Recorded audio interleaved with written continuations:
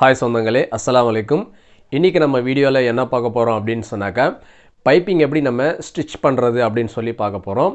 அதாவது நம்ம ட்ரெஸ்ஸில் வந்துட்டு, அதாவது சுடிதாராக இருக்கட்டும், ப்ளவுஸாக இருக்கட்டும், நம்ம பைப்பிங் வந்து ஸ்டிச் பண்ணுற ஒரு மெத்தடு இருக்குது. ஸோ இந்த பைப்பிங்கை வந்து எப்படி தைக்கணும்னு சொல்லி நம்ம பார்த்துட்டோம், தெரிஞ்சுக்கிட்டோம் அப்படின்னு சொன்னாக்கா, நம்ம வந்து ட்ரெஸ் தைக்கும் பொழுது நமக்கு ரொம்ப ஈஸியாக இருக்கும். ஸோ அதனால் வந்துட்டு பைப்பிங் எப்படி தைக்கலாம் அப்படின்றத இந்த வீடியோவில் நம்ம டீட்டெயிலாக பார்க்க போகிறோம். ஸோ வீடியோவை ஸ்கிப் பண்ணாமல் பாருங்கள். நம்ம சேனலுக்கு இதான் நீங்கள் ஃபஸ்ட் டைம் விசிட் பண்ணுறீங்கன்னா நம்ம சேனலை சப்ஸ்கிரைப் பண்ணிங்க. சப்ஸ்கிரைப் பண்ணது மட்டும் இல்லாமல் பக்கத்தில் இருக்கக்கூடிய பெல் ஐக்கான் இருக்கும், அந்த பெல் ஐக்கானை ப்ரெஸ் பண்ணி ஆல்னு செட் பண்ணிட்டீங்கன்னா நான் போடக்கூடிய வீடியோஸ்லாம் உங்களுக்கு நோட்டிஃபிகேஷனாக வரும். வாங்க இப்போ நம்ம வீடியோக்குள்ளே போயிடலாம்.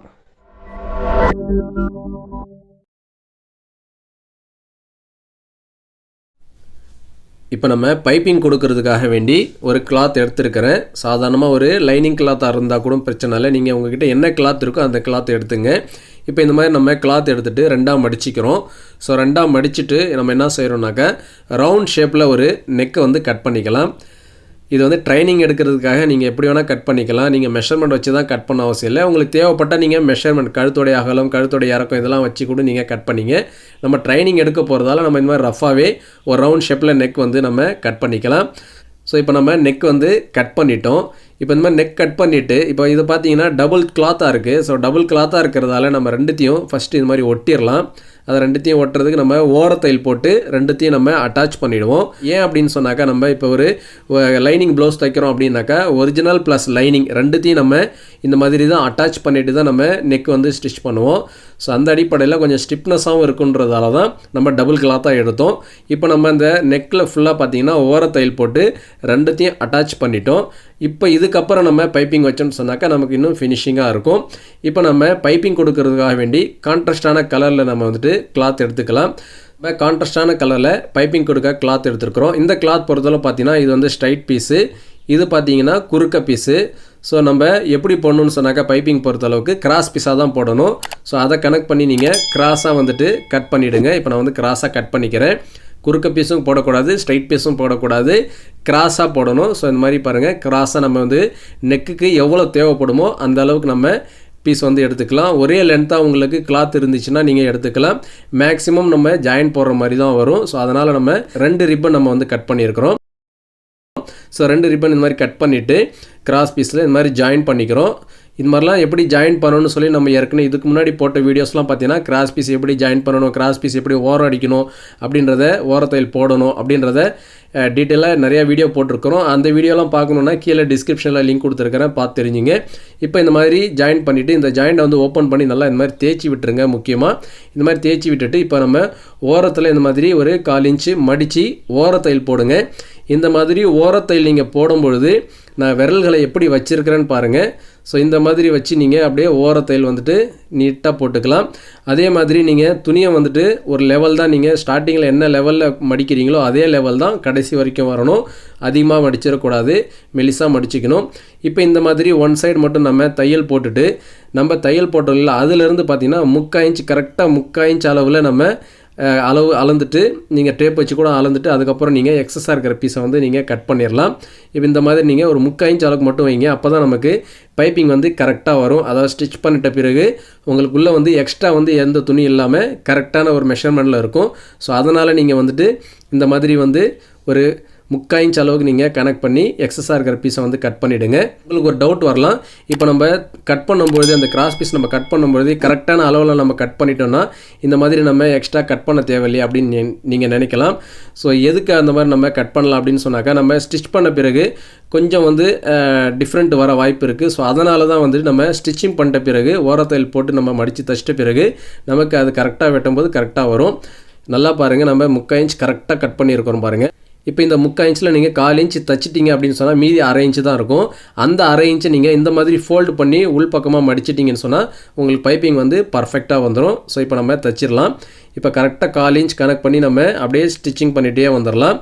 இந்த மாதிரி நம்ம தைக்கும் பொழுது இந்த ஒயிட் கலர் பீஸ் இருக்குது இல்லைங்களா, அதாவது கிராஸ் பீஸ் துணி இருக்குது இல்லைங்களா, இந்த கிராஸ் பீஸ் துணியை லைட்டாக நம்ம இழுத்த மாதிரி நம்ம தைக்கணும். கீழே இருக்கிற துணியை நம்ம இழுக்காமல் நார்மலாக ஸ்டிச் பண்ணணும். கரெக்டாக 1/4 இன்ச்சுனா அந்த 1/4 இன்ச் கனெக்ட் பண்ணி நீங்கள் தைச்சிட்டே வரணும். பச்சை கலர் துணியை இழுக்காமல் நார்மலாக தைக்கணும். அதாவது பைப்பிங் துணியை வந்துட்டு லைட்டாக இழுக்கணும், ரொம்ப இழுத்துறக்கூடாது, லைட்டாக இழுக்கணும். ஏன்னா கிராஸ் பீஸ்ன்றதால லைட்டாக இழுத்த மாதிரி நீங்கள் தைக்கணும். தைச்சிங்கன்னா உங்களுக்கு வந்து பர்ஃபெக்டாக வரும். இப்போ நம்ம 1/4 இன்ச் கனெக்ட் பண்ணி ஃபுல்லாக வந்து நம்ம தையல் போட்டுட்டோம். இப்போ இந்த மாதிரி நம்ம தையல் போட்ட பிறகு பைப்பிங்கை வந்து உருட்டி தைச்சிக்கணும். ஸோ பைப்பிங் எப்படி உருட்டணும் அப்படின்னு சொன்னாக்கா இதை பாருங்கள், இந்த மாதிரி நீங்கள் மடிச்சிருங்க, இந்த மாதிரி ஃபோல்ட் பண்ணிவிடுங்க, உள் பக்கமாக வந்துட்டு ஃபோல்ட் பண்ணுங்கள். இப்படி நீங்கள் ஃபோல்ட் பண்ணும் பொழுது கரெக்டாக மெலிசாக கனெக்ட் பண்ணிங்க. அதான் நம்ம உள்ளே வந்து 1/4 இன்ச் பிடிச்சோம். நீங்கள் 1/4 இன்ச் பட்ட அளவுக்கு நீங்கள் வந்து மடிக்கக்கூடாது.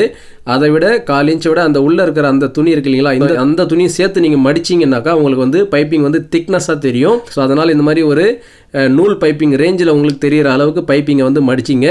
மடிச்சுட்டு என்ன பண்ணுறீங்கன்னா ஓரத்தில் அந்த பள்ளத்தில் நீங்கள் தையல் போடணும். அதான் பார்த்தீங்கன்னா இந்த பைப்பிங் நம்ம இந்த மாதிரி உருட்டணும் கையால். இந்த ரைட் ஹேண்டால் நீங்கள் அந்த பைப்பிங்கை கரெக்டாக உருட்டணும். ஸ்டார்டிங்கில் என்ன சைஸில் நம்ம பைப்பிங் வந்து உருட்டுறோமோ அதே சைஸில் தான் நம்ம கடைசி வரைக்கும் உருட்டிகிட்டே போகணும். ஒரு இடத்துல மொத்தமாக, ஒரு இடத்துல மெலிசாக இந்த மாதிரி நம்ம உருட்டிடக்கூடாது. தையல் பார்த்தீங்கன்னா அந்த கரெக்டாக அந்த பள்ளத்திலே போடணும். அதான் பார்த்தீங்கன்னா க்ரீன் கலரில் தையல் விழும். நான் வந்து இப்போ ஒயிட் கலர் நூல் தான் போட்டிருக்கிறேன். நீங்கள் மேட்சிங் நூல் போட்டிங்கன்னா, இப்போ உதாரணத்துக்கு க்ரீன் கலர் நூல் போட்டுட்டிங்கனாக்கா நீங்கள் அந்த பள்ளத்தில் தைக்கும் பொழுது க்ரீன் கலரில் தான் தையல் வந்து விழும். அப்போ அந்த க்ரீன் கலர் மேட்சிங் நூலாக இருக்கிறதால அந்த தையல் கூட வெளியே வந்து தெரியாது, பார்க்க அவ்வளோ ஃபினிஷிங்காக இருக்கும். பைப்பிங் மட்டும் பார்க்குறக்கு அழகாக இருக்கும். ஸோ அந்த மெத்தடில் நீங்கள் வந்துட்டு பைப்பிங் வந்து தைக்கணும். அதே மாதிரி குட்டி தையலாக போட்டுங்க. தையல் பொறுத்தளவு பார்த்தீங்கன்னா பெரிய தையலாக போடக்கூடாது, கொஞ்சம் குட்டி தையலாக போட்டுட்டிங்கன்னு சொன்னாக்கா இன்னமும் வந்துட்டு உங்களுக்கு ஒரு ஃபினிஷிங் கொடுக்கும். ஸோ அந்த அடிப்படையில் அப்படியே நீங்கள் பைப்பிங் வந்துட்டு உருட்டிக்கிட்டே வந்துடுங்க. இப்போ நம்ம எண்டில் வந்துட்டோம். எண்டுலையும் பார்த்தீங்கன்னா நம்ம ஸ்டார்டிங்கில் என்ன அளவில் பைப்பிங் உருட்டணுமோ அதே அளவில் தான் இப்போ எண்டு கடைசி வரைக்கும் நம்ம அதே அளவில் பைப்பிங் வந்து உருட்டி தைச்சிட்டோம். பார்க்க எவ்வளோ அழகாக இருக்கு பாருங்கள்.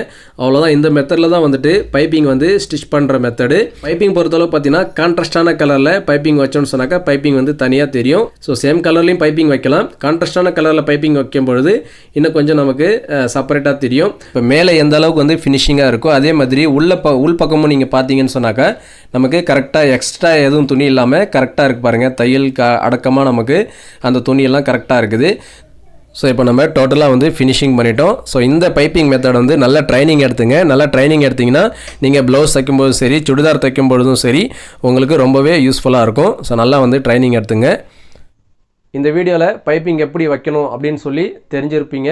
ஸோ இந்த வீடியோ உங்களுக்கு ரொம்பவே பயனுள்ளதாக இருக்கும்னு நினைக்கிறேன். இந்த வீடியோ பிடிச்சிருந்தா லைக் பண்ணுங்கள், ஷேர் பண்ணுங்கள். நம்ம சேனலை இது வரைக்கும் நீங்கள் சப்ஸ்கிரைப் பண்ணலைன்னா சப்ஸ்கிரைப் பண்ணிங்க. கூட பக்கத்தில் இருக்கக்கூடிய பெல் ஐக்கானை ப்ரெஸ் பண்ணி ஆல்னு செட் பண்ணிட்டீங்கன்னா நான் போடக்கூடிய வீடியோஸ்லாம் உங்களுக்கு நோட்டிஃபிகேஷனாக வரும். நன்றி.